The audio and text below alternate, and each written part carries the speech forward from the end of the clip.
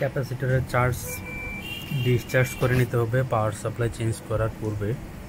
অবশ্যই ক্যাপাসিটরের যেহেতু আমরা পাওয়ারটি একবার দিয়ে চেক করেছি যে প্রিন্টারটিতে পাওয়ার আছে কিনা, পরবর্তীতে আমরা চেক করছি যে ফিউজ কেটে গিয়েছে কিনা বা অন্য কোনো প্রবলেম হয়েছে কিনা। এই পাওয়ার সাপ্লাইগুলো অবশ্যই অ্যাসেম্বলি বেস পাওয়ার সাপ্লাই, যার জন্য হচ্ছে এই পাওয়ার সাপ্লাইগুলোর যে সেমিকন্ডাক্টর রয়েছে, কিছু মাইক্রো কন্ট্রোলিং করা কিছু আইসি রয়েছে যেগুলো নষ্ট হয়ে গেলে সচরাচর পাওয়া যায় না, যার জন্য এগুলো অনেক সময় রেডি করতে সমস্যা হয়, এভাবে রিপেয়ার করা যায় না। তো আমরা এখানে এটা রিপেয়ার করছি না, কেননা এটার কিছু আইসি নষ্ট হয়ে গিয়েছে,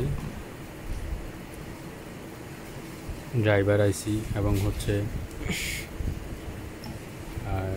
রিলে এবং মোসফেট এগুলো নষ্ট হয়ে গিয়েছে, আমরা চেক করে দেখলাম।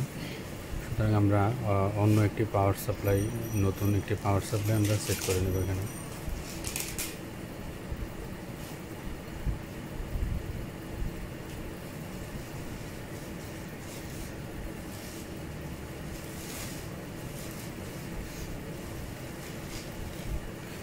দেখতে পাচ্ছেন পাওয়ার সাপ্লাইটি আমরা এখন এটাতে অলরেডি আমি দুটি যে প্লাস্টিকের যে লেগ, সেই লেগগুলো আমি এটাতে অ্যাড করে রেখেছি, কেননা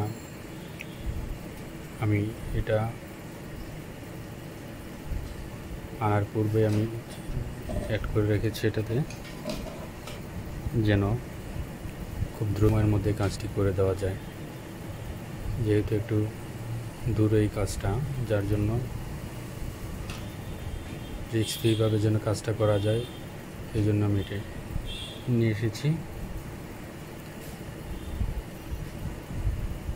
তো আপনারা যারা পূর্বের ভিডিওটি দেখেননি, ভিডিওটি দেখে নেবেন কীভাবে আমি মেশিনটি ওপেন করলাম, ওপেন করে স্ক্রুগুলো খুলে পাওয়ার সাপ্লাইটা মেশিন থেকে খুললাম। তো আমরা সেম প্রসিডিউর মেনটেন করে আমরা এই পাওয়ার সাপ্লাইয়ের নাটগুলো কানেক্ট করে নেব এবং পাওয়ার ইনপুট এবং আউটপুট যেই কেবল সংযোগ রয়েছে সেই কেবল সংযোগটি আমরা সংযুক্ত করব পাওয়ার সাপ্লাই বোর্ডের সাথে।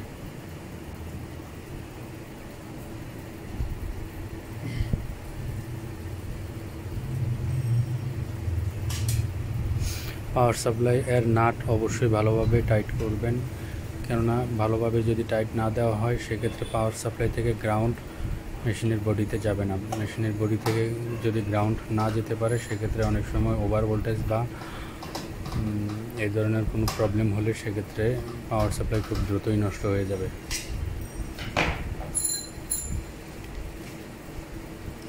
আর আমি এই ভিডিও সিরিজগুলোর সর্বশেষ ভিডিওতে আমি বলে দেব যে এই ধরনের প্রবলেম যেন না হয়, তার জন্য কি সিস্টেম আপনারা মেনটেন করবেন।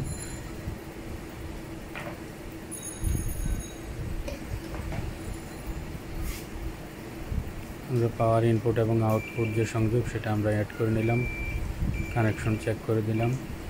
এখন আমরা টেস্ট পিন দিয়ে দেখব বা পাওয়ার সংযোগ দিয়ে দেখব। অলরেডি পাওয়ার সংযোগ দিয়ে আমরা পাওয়ারের যে কেবলটি সেটি কানেক্ট করেছি, পাওয়ার অলরেডি চলে এসেছে আমাদের মেশিনের। আমরা এখন পেপারটি নতুন করে সেট আপ করবো, পেপার সেট আপ করে দেখব যে মেশিন পূর্বের ন্যায় কাজ করে কিনা বা পেপার সেট আপ অ্যাকসেপ্ট করছে কিনা। অনেক সময় পাওয়ার সাপ্লাই চেঞ্জ করার পরও ভোল্টেজ সংক্রান্ত বা হেড ভোল্টেজ সংক্রান্ত অনেক জটিলতার সম্মুখীন হতে হয়। যেমন যখন পাওয়ার সাপ্লাই চলে যায় তখন মাদারবোর্ড যাওয়ার সম্ভাবনা থাকে অনেক বেশি, মাদারবোর্ড নষ্ট হয়ে যাওয়ার সম্ভাবনা থাকে বেশি পাওয়ার চলে গেলে। মাদারবোর্ড এবং পাওয়ার সাপ্লাই দুটিই একসাথে নষ্ট হতে পারে, আবার শুধু পাওয়ার সাপ্লাই বা মাদারবোর্ড আলাদাভাবে নষ্ট হতে পারে। তো অনেকে ভুল করে পেপার সেট আপ করার সময় এই দিক দিয়ে পেপারটা সেট আপ করে থাকেন, এদিক দিয়ে কখনো দেওয়া যাবে না, এটা দিতে হবে এখানে অ্যারো চিহ্ন রয়েছে পেপার এই রোলারের ভিতর দিয়ে দিতে হবে। এদিক দিয়ে এখান থেকে প্লাস্টিকের যেই আইকন রয়েছে এখানে দেখতে পাচ্ছেন তীর চিহ্ন, সেই দিক দিয়ে পেপারটা ইন করতে হবে। এই যে আমি দেখছি এই দিক দিয়ে দেওয়া যাবে না, এখন যেভাবে দিয়েছি সেভাবে দিতে হবে। যখন সেন্সর বিপ করবে যে সেন্সর বিপ করলে বুঝতে পারবেন যে পেপার সেন্সরে পজিশন পর্যন্ত সেন্সরে পর্যন্ত পেপার পেয়ে গেছে। আমরা কভারটি খুব ভালোভাবে আটকে নেব, দুই পাশে চাপ দিয়ে আটকে নেব। যখন কভারটি আটকে নেব তখন মেশিন পেপার সেটা অ্যাকসেপ্ট করবে, দেন 4 পিস 4 সাইজের পেপার কেটে বের করে দেবে। আমরা দেখতে পাচ্ছি যখন মেশিন রেডি মোডে আসবে তখন বুঝতে পারবো যে এই মেশিনে পাওয়ার সাপ্লাই খুব ভালোভাবে অ্যাড হয়ে যায়। তবে লোড ভোল্টেজ চেক করার জন্য অবশ্যই আমাদেরকে একটি টেস্ট প্রিন্ট দিয়ে দেখতে হবে লোড ঠিক আছে কিনা।